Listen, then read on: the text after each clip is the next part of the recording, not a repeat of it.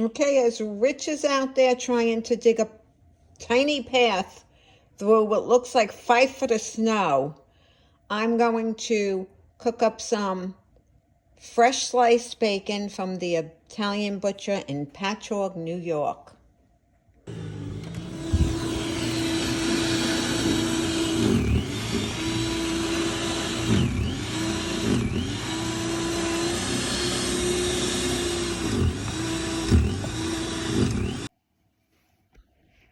Okay, so I really thought I was going to be able to walk out here and show you the snow. Let's go. You ready?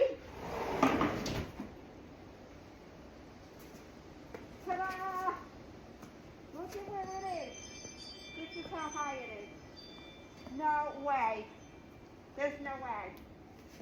And the moon is out, if you could believe it. Woo! Oof. No, it's not happening. I really thought I could walk out. Woo! Okay, look at how beautiful this bacon is and how it comes out in the oven.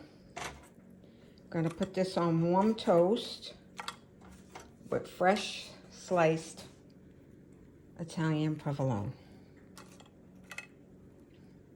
and a hot cup of tea. Yum.